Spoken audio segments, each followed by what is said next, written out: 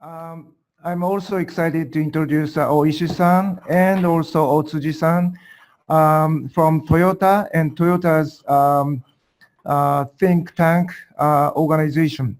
Toyota, of course, everybody knows, but it does have internal think tank to globally observe what's going on and analyze, and the bottom line should be presented to not just the internal but also outside related people. So please welcome Mr. Ohishi, and thank you. Okay, thank you for the introduction. Hello everyone, buenas tardes. My name is Kazuaki. I'm senior economist of the Institute for International Economic Studies in Tokyo, a private think tank of Toyota Motor Corporation. As a matter of fact, previously I worked for Toyota for many years for Latin America, including assignments in Mexico City.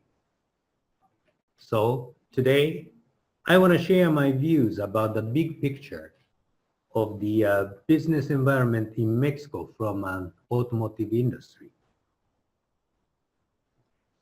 In 2016, Mexican automotive industry produced 3.5 million units of cars and trucks, exported 2.8 million units, and sold domestically 1.6 million units.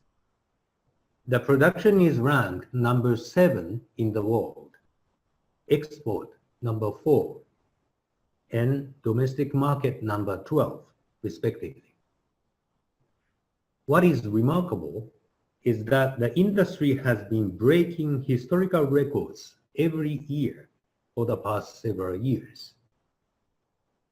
Behind the recent growth of Mexican automotive industry is the aggressive investment by the manufacturers from Japan, Korea, and Europe.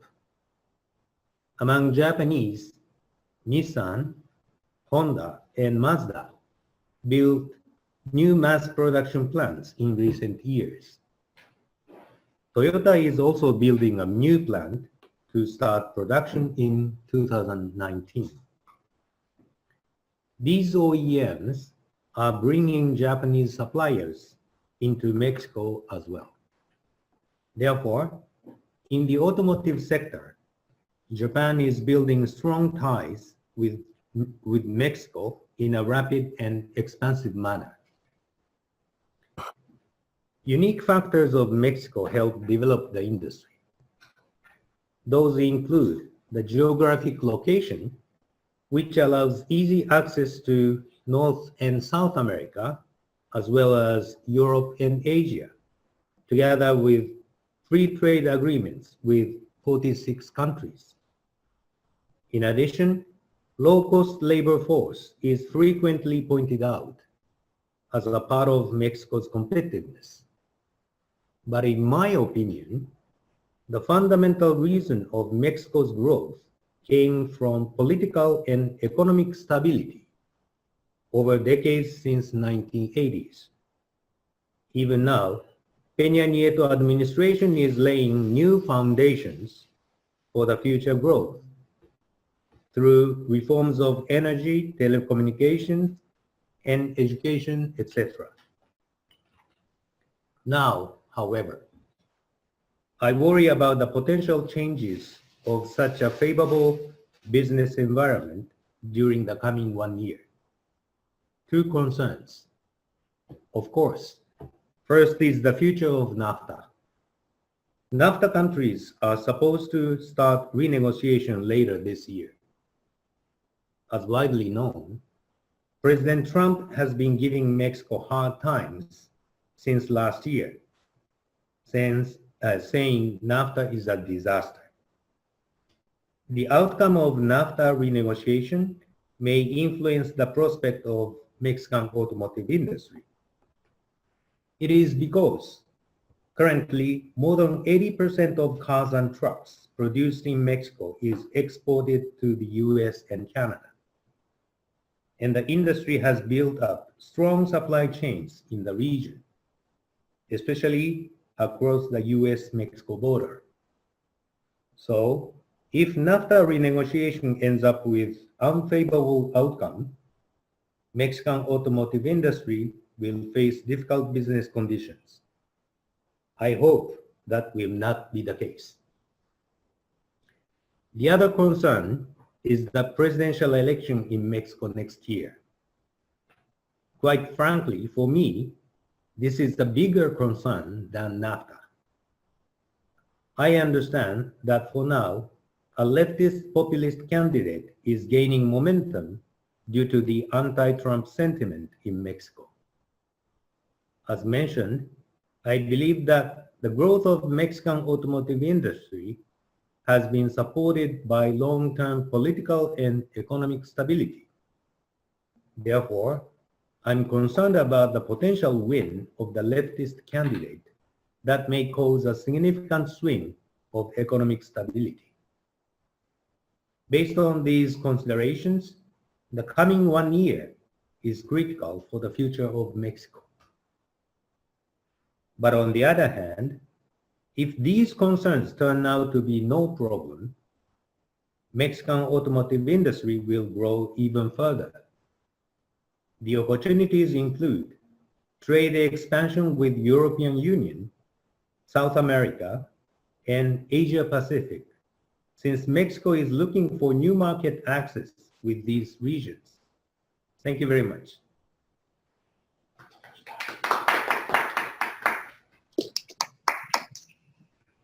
Thank you very much. I appreciate that. And so I think we're going to come back here to Phoenix. And our next speaker is Kirk Gerber. He's also with Zero Mass Water. Kirk is going to be talking about growing and operating cross-border and manufacturing. Their business, you might want to summarize again what you guys do, has a very unique, not just marketing, but manufacturing approach that you're planning to do. So could you tell a little bit more in background, and then how are you approaching your manufacturing for your global expansion? Yeah, great. Thanks, Doug. And thanks for the opportunity to speak to all of the Global Chamber. As Doug mentioned, my name is Kirk Gerber. Sorry, I didn't have a bio there, but I've also got extensive operations experience with large companies, multinationals, Honeywell, UTC, and Danaher. So to come to a young startup like this that has great technology and great people and developing an incredible culture is just a godsend to me personally. And it's fun, it's innovative, and a lot of hands-on that I didn't have at other companies, but that global experience I had with the other companies helped me understand how I can really help this young company and how we take a product which basically uses solar power and creates drinkable, potable water anywhere you set it. It's completely off the grid. As long as you have sunlight and a little bit of humidity, you can make water that's drinkable. And we have a lot of excitement around our product at the customer side as well as the investor side. So the challenge I'm faced with is being able to make these, which we can locally, and seeing a demand which has a very steep curve to it. And our belief and my belief has always been, much like I know Toyota has followed, many automotive companies have felt, that you want to establish your manufacturing close to where your customer is, if at all possible. I know some people chase cost, but that can be fleeting at times. So we want to go chase our customers and offer manufacturing as part of our selling and part of our benefit of our product. So as Vinayak mentioned, we want to make manufacture in Mexico, where we believe one of our greatest demands will come from. Water problem doesn't just exist in Mexico. We're also talking in the Middle East to Dubai and talking about how do we provide manufacturing to those regions for our product as we keep our IP of our product to ourselves and then deliver to those areas. So we have some uniqueness in our manufacture. We have obviously things that are coming out of development that we need to make more manufacturable. And as I think about where our customers are, some of our customers may be in high-cost regions and they may be in low-cost regions. And some of those low-cost regions may want to utilize more labor. And we would have a factory solution for them that would allow them to put more touch labor content into the portions of our product that would be made in that country. Those that are high-cost labor, we're also looking at automation solutions that would allow them to us to help them suit up to have a high automation solution. So this one of the important things I've learned over my career is, and I think Mr. Miller from PADT talked about this, is the communication aspect and the cultural aspect that I think is incredibly important when you do this. Our culture we're developing locally, and it's one that has a couple of elements to it that I think are important. We lead with love, which sounds strange, especially somebody who's come from a traditional companies like I have, but thinking about what we're trying to do in trying to change the world with our technology and what we deliver. We want to treat our people wherever our teams are with the same way that we want to be treated at whatever level of the company you are. So that type of value, and another important one, because we are somewhat of a technology-driven company, always say yes if, never no because. So those of you who've worked in companies like I have, sometimes you get no first, and you have to convince me. That doesn't happen in our culture, because if I say no, I get this big stare of, how the heck do you do that? You can't do that in our culture. What's your yes if? And it gets you to think. Gets you to think differently about the problem or what you're attacking. So we have a very good problem to solve in zero mass water with our manufacturing. And I think we have some excited partners that we're going to be working with. Pro Mexico has been fantastic. And if I can give other advice to small companies, reach out to find partners like a Pro Mexico, find government officials, people who are working on economic development like Arnulfo here and his team have been fantastic in Mexicali. Have them help you run faster on the ground in that particular country as an example. So hopefully that helps Doug give folks a brief overview.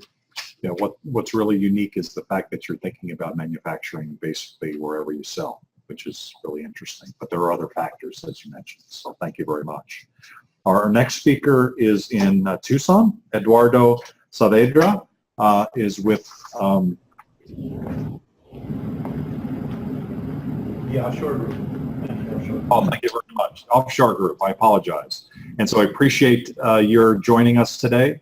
And you'll be talking today, since they're very involved with helping manufacturers build facilities and operate facilities in Mexico. You'll be talking a little bit about that, of how easy or difficult that is. Thank you. Yes, thank you very much.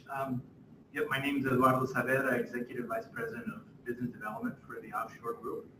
The Offshore Group is owned by 3 Mexican nationals. We employ 20,000 people in Mexico today, roughly. 14,000 of those in a very small town called Guaymas and in Padre, Sonora.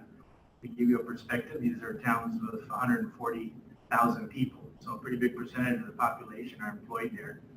We're also proud that we have over 120 employees in the United States as a result of our presence and growth in Mexico. So there's definitely a spillover economically and job-wise in the United States. Our job or our role is to build communities. We call them manufacturing communities. And they traditionally have been known as shelter companies. A manufacturing community, so that you can visualize it, is an industrial park, a Class A industrial park. And inside this industrial park, we provide a number of services, primarily around people. So we're providing a labor force to a foreign company who decides to come to Mexico to save on labor costs or to get close to a customer. doesn't want to make an investment, a substantial initial investment in infrastructure. So they decide to come with a company like ours, in a community like ours, where we're providing the space, we're providing people, talent, training, and regulatory compliance, so that the customer brings their technology, their machinery, their equipment, their know-how into one of our buildings and pretty much manages and controls their production. So it's not contract manufacturing, they're actually producing themselves. So the model works quite nicely for companies of different sizes. Kids complain I'm too loud too. The typical company that uses our business model, actually, Kono, for example, the size of the company they are in Japan, would be a great prospect for our manufacturing community. If Kono wanted to get close to a customer that's in Mexico, for example, Toyota, Mazda, Honda, Nissan, or any of the tier 1 or tier 2 suppliers that are presently located primarily in the southern part of Mexico, could come into Mexico under this business model set up with not very much difficulty, not very much investment and exposure, and be able to make parts and deliver those parts just in time to their customers in Mexico. So that's where the appeal is. I wanted to just speak briefly about what the challenges are today and that we're looking at today.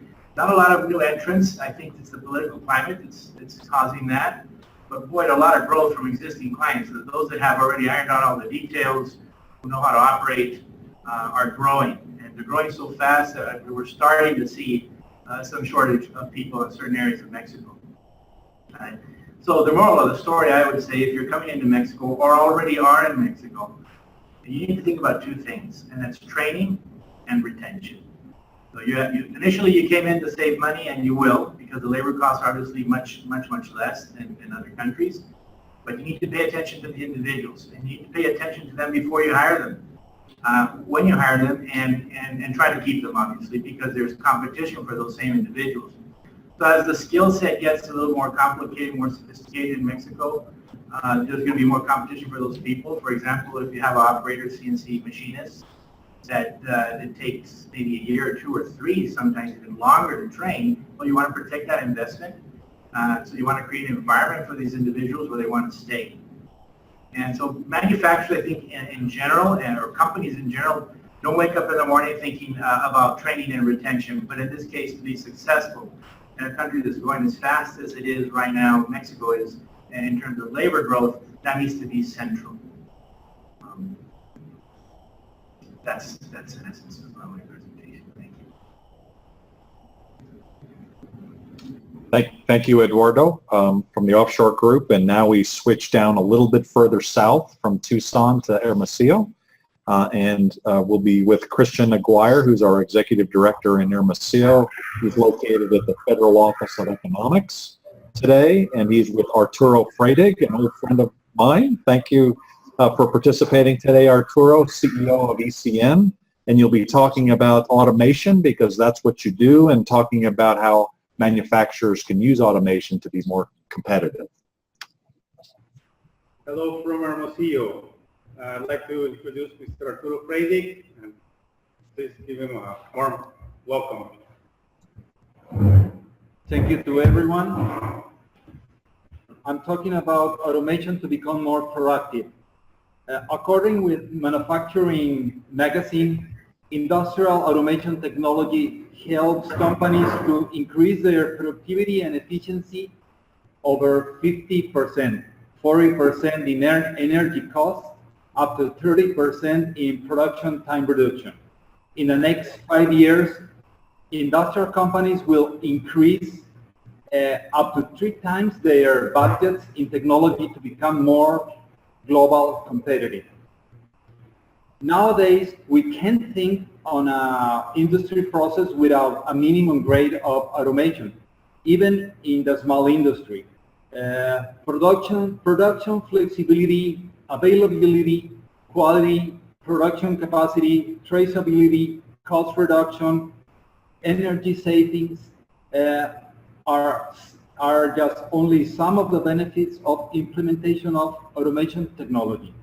Nevertheless, automation technology is not only a question of efficiency.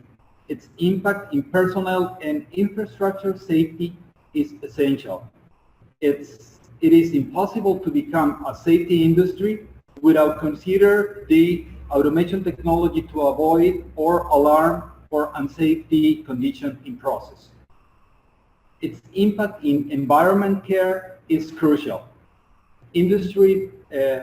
Industrial production generates pollution that needs to be controlled within legal limits to preserve the air, the rivers, and the land and the life. Automation technology can analyze and control industrial emissions.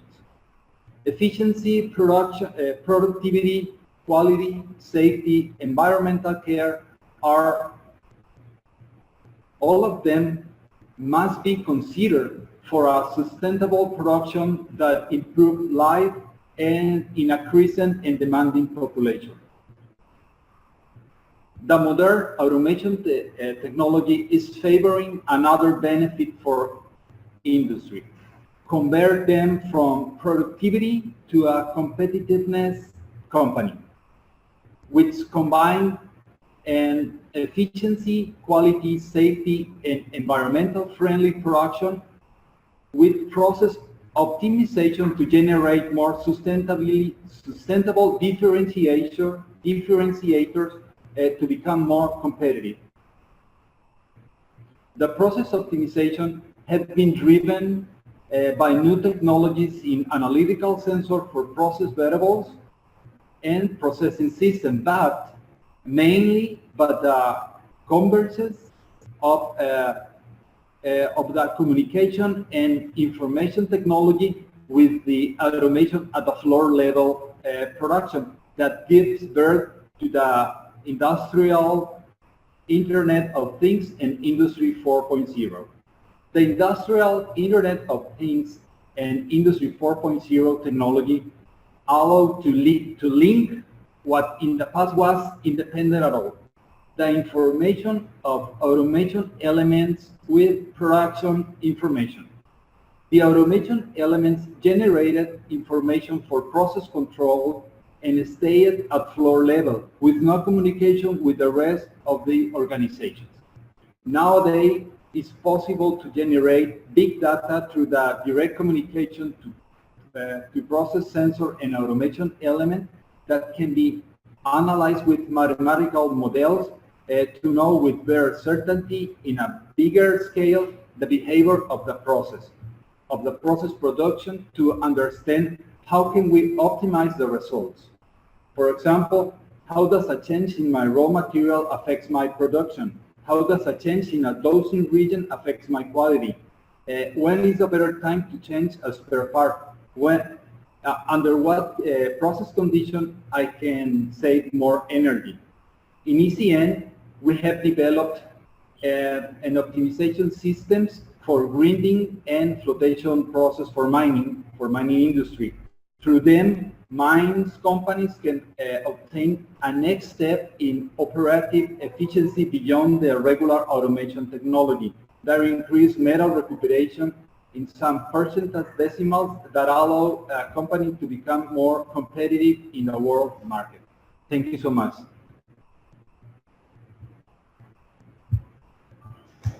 Arturo, very much appreciate that. So the last several speakers, we've gone from Nashville to Tokyo, to Phoenix, south to Tucson, south to Hermosillo. So now we come back a little north to Phoenix for our next couple speakers, and to someone who is all along the border, from California all the way down to Texas. When I say border, the U.S.-Mexico border. He's the world's greatest expert on cross-border issues between the U.S. and Mexico, and we're honored to have Luis, a member of Global Chamber, Luis Ramirez here.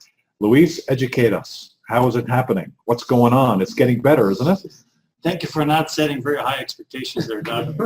Really appreciate it. First of all, I'd like to apologize for everyone else in the room. I'm giving you my back, but that's the way the setup is. And actually, Doug, I want to take 30 seconds of my 4.5 minutes to introduce my brother, Jose Antonio. We're sitting in the back of the room. He just flew in from Tampico, Mexico, and he's here to negotiate a distribution agreement with a Arizona-based company out of Goodyear for fertilizers to be distributed in Northeast Mexico. So it is happening as we speak. Fantastic. That's enough of my brother now, right? Yeah. He's much more handsome than you. He's much more handsome. He's smarter too. Yeah, he is the benchmark. But let me turn now to the reason why I'm here. I just spent an hour and a half in Tucson about 3 hours ago. I literally just came in, speaking with the representatives of the Arizona border counties on a topic that you've asked me to summarize in 4 minutes. So I'm going to try to do an hour and a half into 4 minutes. And to give a basic message to one, companies that are doing business from Arizona into Mexico or from Mexico into Arizona, and also for companies that are looking at expanding their business operations into North America and are considering somewhere along the U.S.-Mexico border. And I'll give you the punchline. I think the Arizona-Mexico border is second to none. For many years, people have pointed to the Texas border. It's bigger, it's 1,200 miles, a lot more trade and sheer volume and value. But I think we have a system of ports of entry connecting Arizona to Mexico that have surpassed what Texas, New Mexico, and California are doing. And also, we have become the example for even border communities in the U.S.-Canada border coming down to see what it is that we're doing here in Arizona. In the last 8 or 9 years, the state of Arizona, along with its federal partners, particularly Customs and Border Protection and General Services Administration, have invested close to $800 million in our physical infrastructure at our ports of entry. We've more than doubled the number of primary inspection lanes for both people and trucks. And we're also coordinating with the Mexican government as they are investing over, depending on the exchange rate, just about $2 billion in modernizing the highway that connects the Arizona border all the way through to Mexico City, touching on 7 Mexican states, of course, in Sonora, Sinaloa, and the more prominent ones also, Jalisco and the state of Mexico. So we're looking at a corridor that, from an infrastructure perspective, is going to be second to none, not only our ports of entry themselves. But the second thing, and actually I'm going to steal a message that somebody mentioned earlier, a disruptive process. There's 2 things that are going on in the Arizona border that I think set us apart from a process perspective, not just from an infrastructure perspective. The first is a concept that is called unified cargo processing. This is a system that actually, Pati, who's here from Collectron sitting back, have very much experienced the benefits of this process. Traditionally, we have a U.S. Customs and one inspection facility on the U.S. side of the border, and then Mexican Customs inside their Mexican facility on the Mexican side of the border.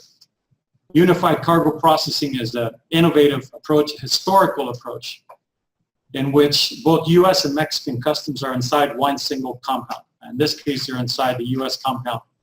The truck that arrives at the border in Nogales, Douglas, or San Luis today has one stop for primary inspection, in which both U.S. and Mexican Customs are operating. If the truck is released from primary, there's nothing else for that truck to do but to get on the road and get out of it. If a truck is required to go to secondary inspection, both U.S. and Mexican Customs officials are inside the docks. And so when the truck is opened up, both U.S. and Mexican Customs officials are looking at that conveyance and the cargo and the driver, whatever else needs to be done. Before this process, in order to comply with the requirements of both countries, it was taking between 3.4 to as much as 8 hours to comply with the two requirements of the 2 countries. Under unified cargo processing, we're now seeing an average wait time for the certified trucks that are participating in the program of approximately 24 minutes. Certainly, it's a process that is taking less than an hour.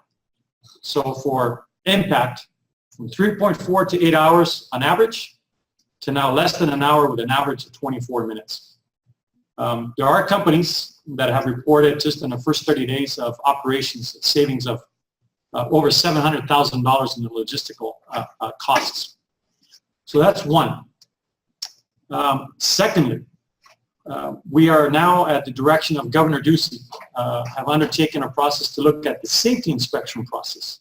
So after U.S. Customs has a look at the truck, Now we have the U.S. and Arizona Departments of Transportation are checking the trucks from a safety perspective, the tires, the brakes, lights, the safety of the actual vehicle, the actual truck. That process was taking way too long. At the direction of our governor, a study was conducted that looked at the operations border-wide from San Luis, San Luis, Colorado, all the way through the Douglas, Agua Prieta. And we have now undertaken a process, and it's fortunate we have somebody from Toyota. We're actually using the Kaizen process, in which we are looking at not only a one-time study and one-time set of improvements, but as we deploy new procedures and new requirements and new training, is we're going to continuously be looking at ways to continue to improve, excuse the redundancy, continue to improve the process throughout. Inspections that we're taking from a safety perspective, that we're taking in excess 65 to 75 minutes are now taking an average of 30 to 34 minutes. We're looking to deploy that at Nogales and Douglas. The project is already happening in San Luis. So we're, as he's about to give me the hook to finish up, we have invested in infrastructure, we've invested in our process, and our competitors, Texas, New Mexico, and California, which are our primary ones, that we used to look to them as to how to do things better. They are now coming to us, not only to see what we're doing, but how is it that we were able to get it done. We're no longer planning, we're actually doing it. And I invite anyone that has any questions, we can arrange for tours and visits at our ports of entry so you can see it firsthand how your product and your people are going to get across the Arizona-Mexico border much faster. Thank you. Thank you very much. So really, cross-border issues really is cross-border opportunities that things are getting better. So thanks for all your information and your hard work.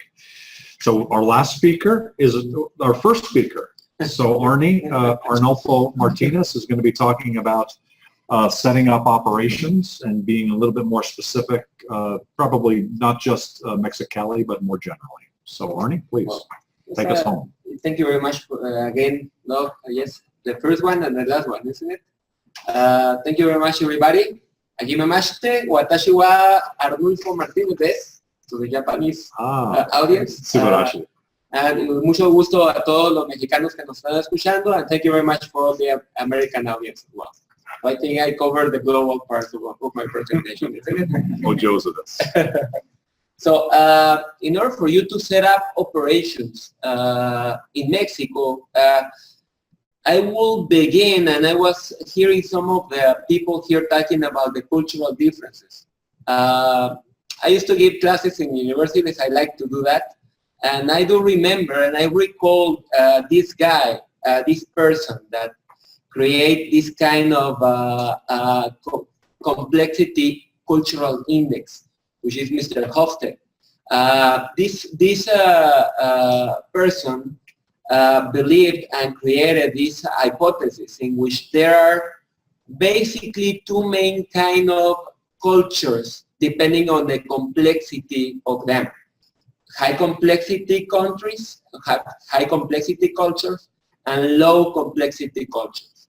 So in the case of me, a border citizen on the Mexico side, I understand very well the concept of Mr. Hofstede on regards that I live in a very high complexity country, with a very high complexity culture, such as the Mexican one, being a Latino culture, a mix of a Spaniard heritage and indigenous heritage at the same time.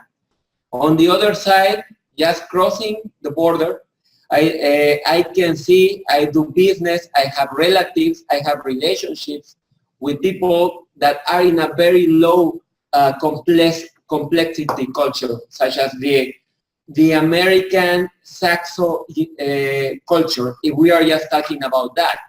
But also becomes very high complexity when you add the melting pot that the United States as a country is. Any investor or any people that want to do business in a high complexity country such as Mexico, you need to check a little, maybe some much more than doing it in a very low complexity economy or country or culture, to the relationship with the people. to the relationship with the guys that you want to do business with, to the relationship to the ones that we were going to be finally doing business with. In countries such as the United States, the law is very straightforward. For going to a point A to a point B, usually it's a straight line. In countries such as Mexico, from point A to point B, there's a straight line, but also there are many other ways in which you can enter. I've been living in other countries as well during my time in this world. And I've seen that most of the countries have high complexity culture. Being said this, it's important for you if you want to set up operations, for you to rely in the relationships that you do. I'm agreeing with you in the case that you want to go to Mexicali, to Baja, to Sonora, to any other state in the country, contact the right ones and be sure to be talking with the right people. From Mexico is our face, the face of Mexico to the world. They are professional people. They are spread all over the world. They have offices in Tokyo. They have offices all over Mexico. They have offices even here in Phoenix. They are very first good contact for you to have. And they can lead you the way in order for you to connect with the state or the local regions of Mexico, with the cities or the EDC, the Economic Development Agencies, for those cities that have these agencies, and for you to go from there in order to connect with the private organizations, the private companies. That will be my first advice. Second, talking about setting up operations, there are basically three ways for you to do it. You can do the subcontracting, which is basically talk with local companies that are doing parts of components or doing the whole assembly set of products. Talk to them and giving them the specs, negotiate with them, and to get the product made by them and having the relationship directly with you. The other extreme of setting up an operation will be the full established operation from your side, in which case you will be needed the relationship with the guys from Mexico, the state agency, the local city agency, and of course all the network that you may have through industrial developers, custom brokers from both, in the case of the border, American and Mexico side, with a lawyer, with an accountant, with fiscal experts, etc. And assemble a team with all of them for you to do the full established operation. In between, there are different kind of models. We hear from our colleagues from Sonora a model that is very popular, which is the shelter one. The shelter one basically is a private organization that can help you out, take you by the hand, and do many things in a very fast way with a local expert on assembly and manufacturing. So these three ways are three ways that are, we'll say the 1, 2, 3 ways for you to do anything kind of setting up a setup in Mexico, in particular for any part of the country that you may want to. Finally, with this, we are living in a very complex time. I've been in this business of promotion for 20 years. This year is my 20th year. I look very young, but I'm not as young as you may think. I feel young though. Right now there's a phenomenon that we are seeing. I won't talk about what is going on globally on our leaderships, which is kind of confusing, but I will say it's exciting. Shaking every system, every structure, shaking every operation, every company that is doing business, and making us figuring out what's next. No, that's happening to the companies. That's happening even for us, the promoters. In Mexico, in particular, right now, there's a very key I will say, strong key issue that we saw and we are seeing in other countries in North America right now, which is the scarcity of talent. The main way for you to assess this issue is for you to be a good citizen of the community in which you are setting up your investment. Don't consider Mexico, don't consider any part of Mexico only to be or to have a low-cost center. Right now, Mexico is evolving into something new, something that we don't even know exactly where we are going. But right now, we are raising the bar. Right now, we are in a position, we are a baby boomer generation. We are in the stage in which Japan or United States were some decades ago. My generation, the young generation of our country, right now is a very vibrant, very excited, very unique generation that is growing and that is changing many of the structures of my country. And along with this generation and the changes that we are having with the new generation that is coming ahead of us, which is the millennial, we're having some issues on regards to manufacturing in the country. On the other side, we have very big and very keen to do linkage programs with the private sector, universities and technical centers. Big private and public universities and also technical centers that are pretty much acting as linkage centers for them to understand what the companies are requesting and try to deliver the talent pools that are being developed in the area. So once again, my recommendation on this regard, don't just look at the surface that there might be a challenge on the labor.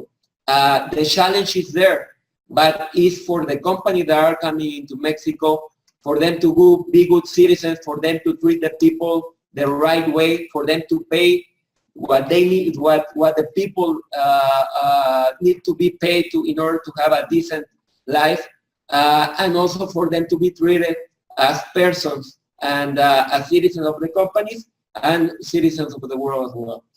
The second challenge that I'm seeing, and I'm just finalizing here, is the supplier development, which is a challenge that is maybe a pendant work that we as country have not been knowing how to deliver.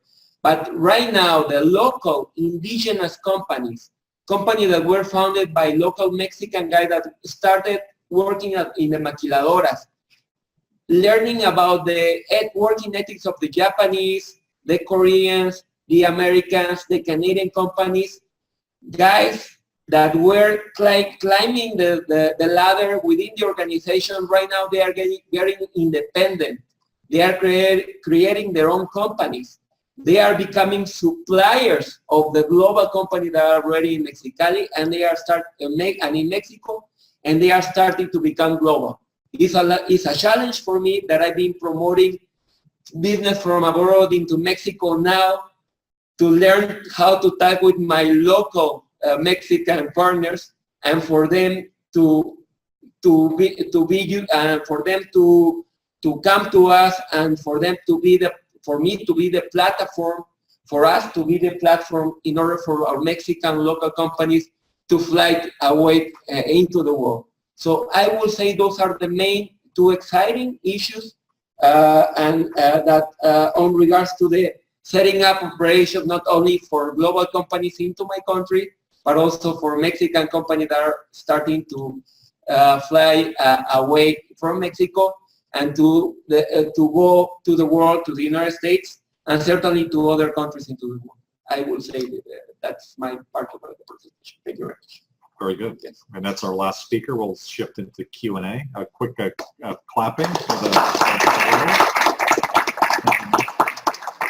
So probably the most important question is who's going to win the election next year. I think this section was really started by Ohishi-san suggesting that that's the one factor. Everything else is full speed ahead for Mexico. So what's going to happen?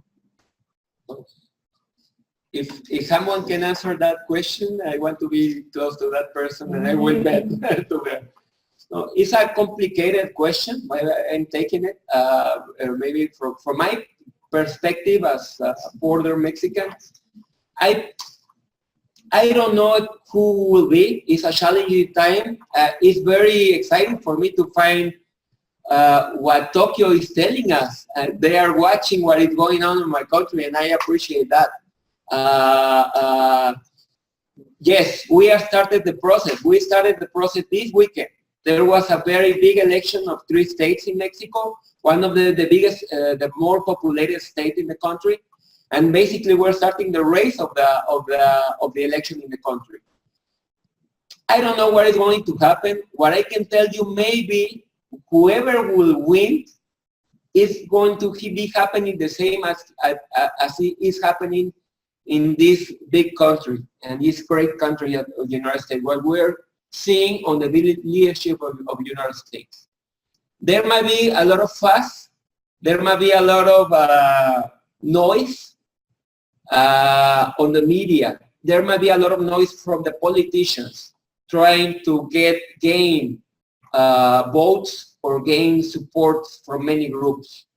But at the end, the reality is that Mexico and the United States and Canada, we are a very interlinked community.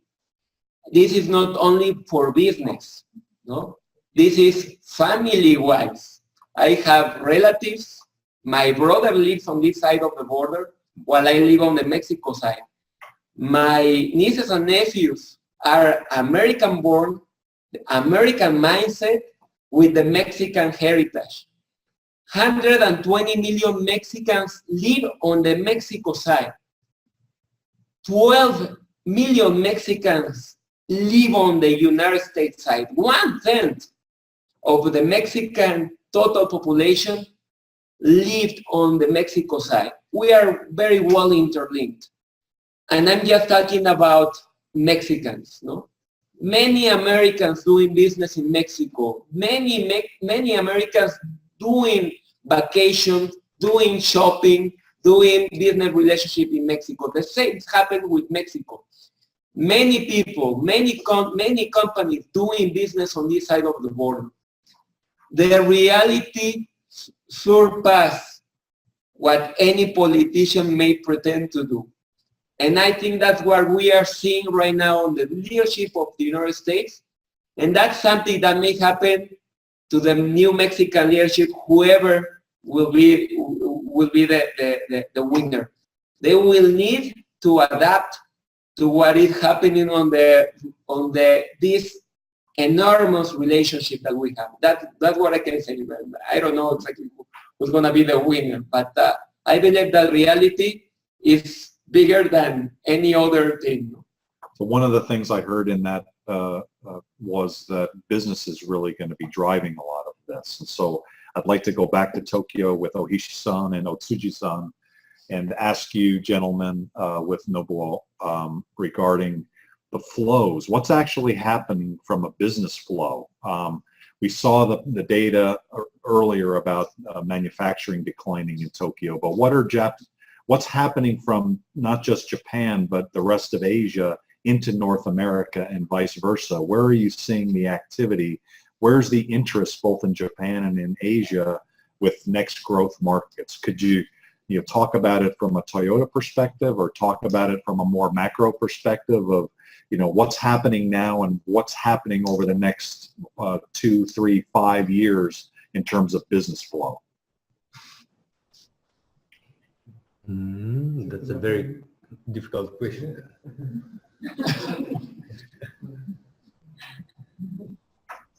Actually, automotive business in North America, we are closely monitoring what's going to happen the U.S. market first.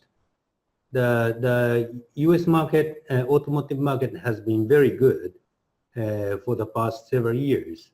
However, we are not certain that what's going to happen in the coming years, the 5-7 years. So depending on the analysis or the forecast, we may want to make an additional investment, but if our forecast is going to be not favorable, we're gonna be reluctant to make an investment. That's a quite natural business decision. And thinking about the U.S. market, we may want to think about the investment into Canada or Mexico, as well as in the United States, based on the business competitiveness point of view. And now, as you know, the world is now changing. The United States withdrew from TPP. However, TPP 11 discussion is going on still. So that's why, depending on the result of the discussion or the ongoing situation, we may want to think about the export from Mexico to other countries or something like that. And the additional dynamism is going on with South American countries. The Mercosur and Pacific Alliance are getting closer than even before. So that's why we may want to. We are closely monitoring what's gonna happen in the future, and if there is a possibility of making an additional investment, we may want to think about it. That may be my personal view, but sorry, this is a very difficult question to answer. From a macro level, though, still the Japanese are investing in North America, I presume, but I think also more also in places like Indonesia and Asia, right, where the population is. And so, are you seeing, where 20 years ago a lot of the development was in North America, that now most of the activity might be, looking west? This is Sumio Otsuji. We're Institute for International Economic Studies, and from the statistical point of view, we are seeing the biggest destination for the Japanese industry is the United States. And last year, so we have seen the 40% of the investment went to the United States. And additionally, I'd like to say about the short-term prospect. As we discussed, the Nafta is the basis for our business, or Japanese manufacturing industry. We are just for Japanese industry is a little bit hesitating to make a decision, an investment decision, until we see the final, what kind of change we will see in the Nafta review. So I'd like to ask all of you what kind of change you are seeing. You think how do you view what kind of change will in the Nafta be? So may I ask you the prospect of the future of the Nafta? So would that be maybe Eduardo or Gus or no? I'm sorry. No, it's a difficult question. So it sounds like it's a difficult question, like who's going to win the Mexican election? Everybody wants to negotiate the NAFTA. It's a 20-year-old treaty that needs. What do you want? Maybe somewhere here. Yeah. It's a 20-year-old treaty that needs renewing, like the gentleman said at the start of the talk. Some aspects were not included, like energy. Well, some parts of energy, e-commerce, and other parts. So everybody's in their best interest to do a negotiation. And like I said, we are not neighbors, we are roommates. We are in the same room. So we need to continue building things together. So I think it will be a negotiation. So So that, I think that actually brings us to the end of our time together. So thank you all for your input.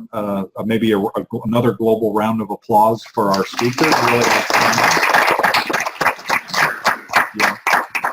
My apologies to all of you for trying to condense down, in Luis's case, days of activity down to 4 or 5 minutes. It seems like an impossible thing. So, and the expertise that all of you have to be able to narrow it down to just a few minutes is quite a challenge. So thank you for taking that challenge. Thank you for making this a very productive conversation. And then, obviously, let's stay in touch going forward through the Global Chamber and other mechanisms.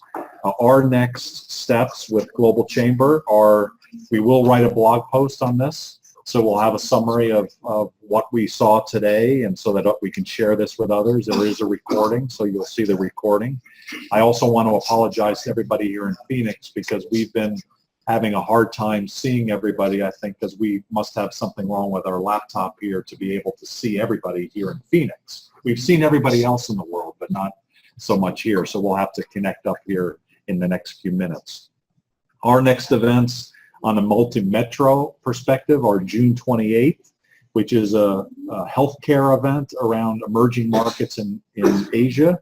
We have July 18th, it's a CEO perspective on growing globally. So we have CEOs from around the world as part of that. And I mentioned earlier about Africa next month. It's actually in August. The other event that we have on a multi-metro perspective in July is Women in Global Leadership, which is July 25th, where we'll have women global leaders speaking. So I think that's pretty much it, unless anybody else wants to raise their hand. I think we've come to the end of our time together. Thank you here in Phoenix. Thank you, Tucson. Thank you again to the Mexican consulate there. Christian in Hermosillo, thank you so much for hosting there. And of course, maybe the most challenging in Tokyo, given that it's an early morning. Thank you, gentlemen, for getting up early in the morning and coming out to the our event today. And then on the flip side of that, in the evening in Nashville, it still looks like it's light outside, but still thank you, gentlemen, for coming out and being part of this presentation. Thank you all who are on the line, who have been participants. If you have any questions, my email address is doug@globalchamber.com. If you're not a member of Global Chamber, why not? We definitely welcome everyone. And of course, all of the members of Global Chamber, thank you for participating. Good night and good morning, everyone.